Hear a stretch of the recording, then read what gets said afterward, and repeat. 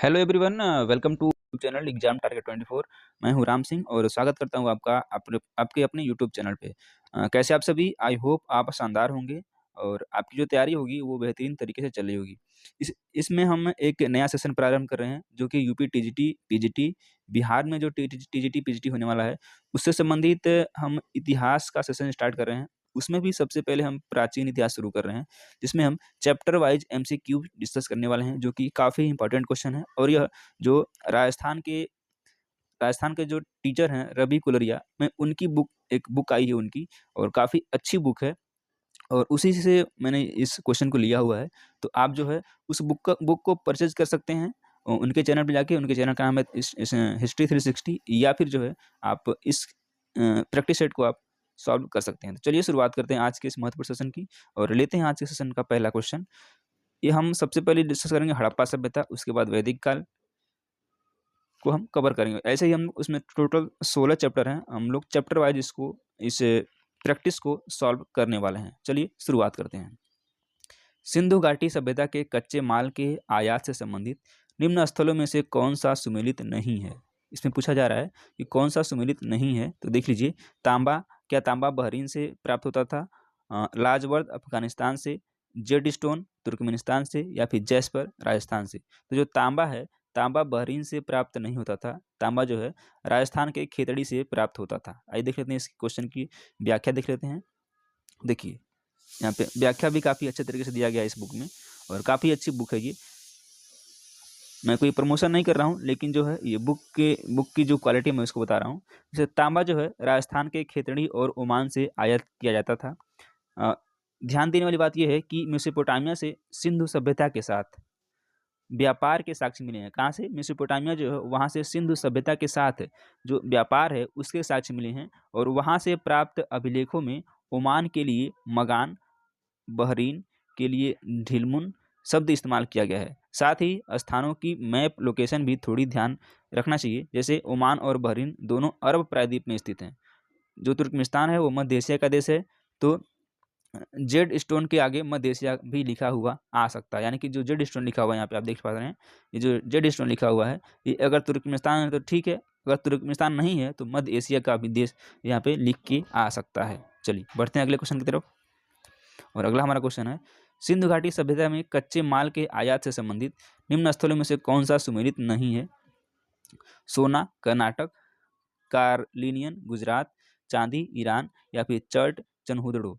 तो इसमें देखिए, जो सोना तो कर्नाटक से प्राप्त होता था और कार्लिनियन गुजरात से, चांदी ईरान से, लेकिन जो चर्ट है यह चनहुदड़ो से नहीं प्राप्त होता था। चर्ट जो है पाकिस्तान की रोहिणी व सुक्कुर खानों से आता था, और यहीं से फ्लिंट चकमक पत्थर भी आता था। कहाँ से? पाकिस्तान की रोहिणी व सुक्कुर खानों से। तो यहाँ से क्या क्या मिलता था? तो देखिए, यहाँ से फ्लिंट और चकमक पत्थर भी आता था। कहाँ से? पाकिस्तान से। अब ध्यान देने वाली बात क्या है कि जो कार्निलियन है वह गुजरात के काठियावाड़ रीजन से आता है। कार्निलियन कहाँ पे है? गुजरात के काठियावाड़ रीजन से आता है।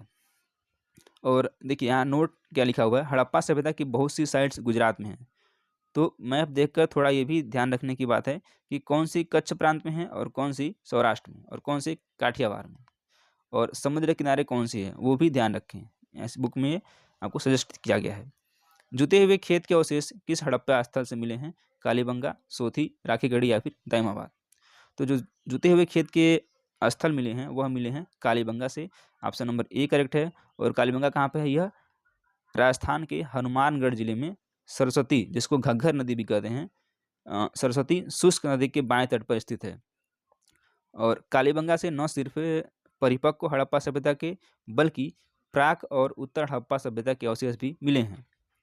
और जो यहाँ की जल निकासी प्रणाली यहाँ की जो जल निकासी प्रणाली है वहाँ से हमें नालियों में खोखली लकड़ी का प्रयोग देखने को मिलता है। कहाँ से? कालीबंगा से। तो कभी भी आपसे पूछा जाए कि नालियों में खोखली लकड़ी का जो प्रयोग देखने को मिलता है वो कहाँ से मिलता है, तो वह बेसिकली कालीबंगा से ही मिलता है। और यहाँ से जुते हुए खेत के साक्ष्य में समकोण पर काटती हुई हल की रेखाएं देखने को मिलती हैं, जिससे पता ये चलता है कि एक साथ दो फसलें उगाई जाती थी। चलिए अगला क्वेश्चन लेते हैं। क्वेश्चन नंबर 4, निम्नलिखित में से कौन सा हड़प्पा सभ्यता स्थल तीन भागों में विभाजित था? लोथल, धौलावीरा, हड़प्पा या फिर रंगपुर। तो जो धौलावीरा है यह जो है 3 भागों में क्या था, विभाजित था। धौलावीरा जो है देखिए, धौलावीरा दुर्ग, मध्यनगर और निचले नगर में विभाजित था। देखिए यहाँ पे से मान 3 भाग कर दिए इसको, ये 3 भाग हो गया। तो यहाँ से धौलावीरा दुर्ग, ये मध्यनगर और यह निचला नगर में क्या था, विभाजित था। और प्रत्येक भाग की अलग अलग घेराबंदी थी। क्या थी, जो 3 भाग था तीनों की अलग अलग क्या थी, घेराबंदी थी। ठीक है, चलिए अगले क्वेश्चन पे आते हैं। और देखिए 3 भाग तो था, तीनों की अलग अलग, मान लीजिए 3 भाग हो गया, ये 1 2 और ये 3, तीनों भाग की अलग अलग घेराबंदी तो थी। ठीक है, लेकिन पूरे क्षेत्र की भी घेराबंदी की थी। जैसे 3 भाग है, 3 अलग थे, फिर जैसे नहीं तो बाउंड्री के अंडर बाउंड्री थी, ऐसा था। चलिए अगले क्वेश्चन पे आते हैं।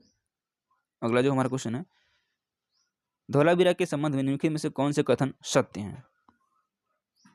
आइए देख लेते हैं। यहाँ से स्टेडियम जैसी एक संरचना के अवशेष मिले हैं। यहाँ से 10 अक्षरों वाला एक साइन बोर्ड मिला है। पत्थरों पर पालिश के प्राचीनतम प्रमाण मिले हैं।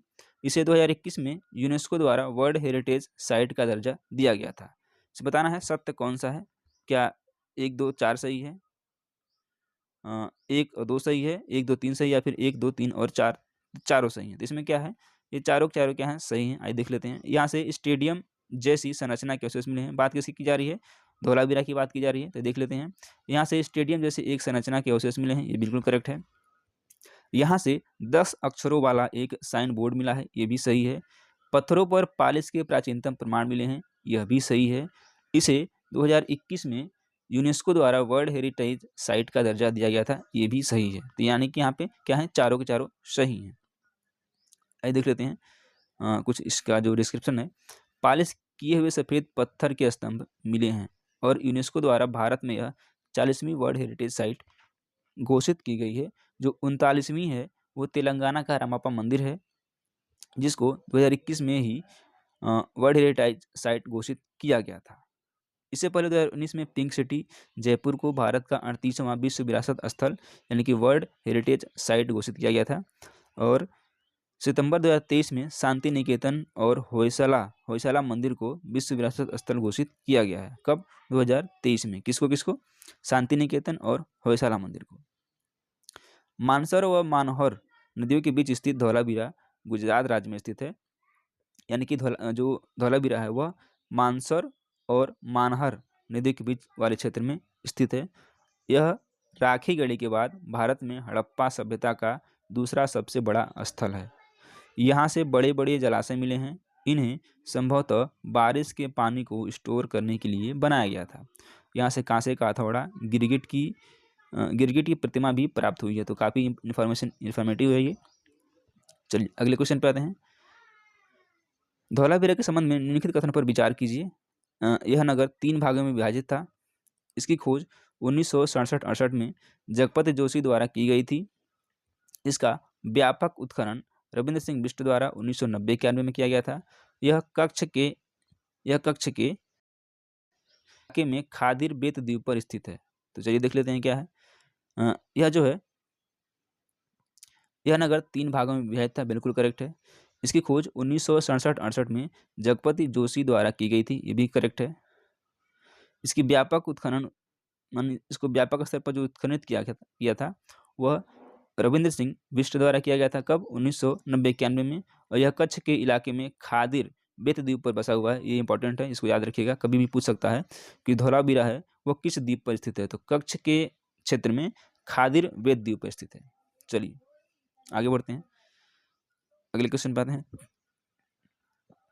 निम्न में से कौन सा सिंधु सभ्यता स्थल के भोगवा नदी के तट पर स्थित है। लोथल, धौलावीरा, दैमाबाद या फिर रोजदी।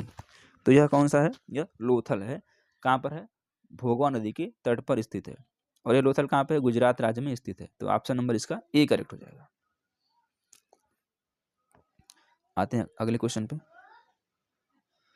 लोथल के संबंध में निम्नलिखित में से कौन सा कथन असत्य है। असत्य पूछा गया है। यहाँ से एक डॉकयार्ड के साक्ष्य मिले हैं। मनके बनाने का कारखाना मिला है। यहाँ का नगर 3 भागों में विभाजित था। इसकी संपूर्ण बस्ती एक ही दीवार से घिरी थी। देखते हैं क्या है। असत्य पूछा जा रहा है। यहाँ से एक डॉकयार्ड के साक्ष्य मिला है, बिल्कुल सही है। मन के बनाने का कारखाना मिला है, ये भी सही है।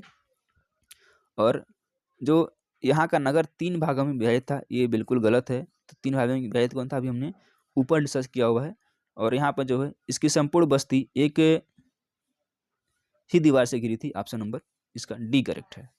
तो देखिए यहाँ का नगर 3 भागों में विभाजित, यानी कि लोथल नहीं था, धौलावीरा था जो 3 भाग में विभाजित था। अभी हमने पिछले क्वेश्चन में डिस्कस किया हुआ है इसको।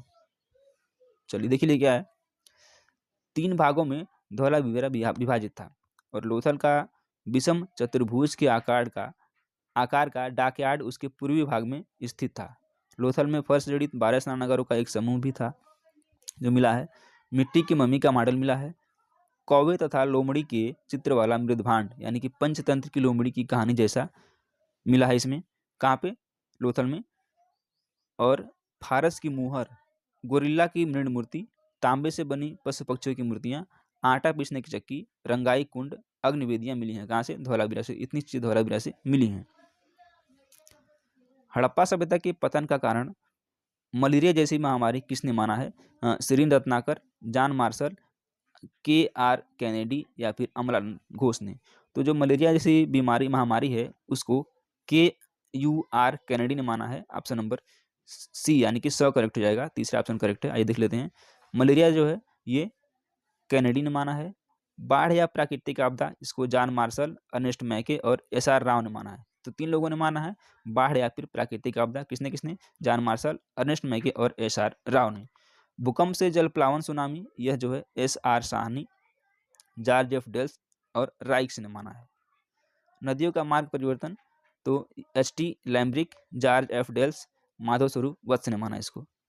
पारिस्थितिकी असंतुलन, प्राकृतिक संसाधनों के अत्यधिक दोहन के कारण फेयर सर्विस ने इसको माना है। बहुत सारे आप इसको पढ़ सकते हैं पॉज करके। आइए देखते हैं अगला क्वेश्चन। किस हड़प्पा सभ्यता स्थल की भंडारगृह से टेराकोटा की 65 मोहरें प्राप्त हुई हैं? लोथल, धौलावीरा, कालीबंगा या फिर मोहनजोदड़ो। यह लोथल से प्राप्त हुआ है। ऑप्शन नंबर ए करेक्ट हो जाएगा। चलिए आज के सेशन को यहीं तक रखते हैं और उम्मीद करते हैं सेशन आपको पसंद आया होगा। सेशन यदि पसंद आता है तो वीडियो को लाइक जरूर करें, चैनल को सब्सक्राइब करें और यदि आपको ये सेशन अच्छा लग रहा है तो आगे हम कंटिन्यू करेंगे। चलिए बहुत बहुत धन्यवाद।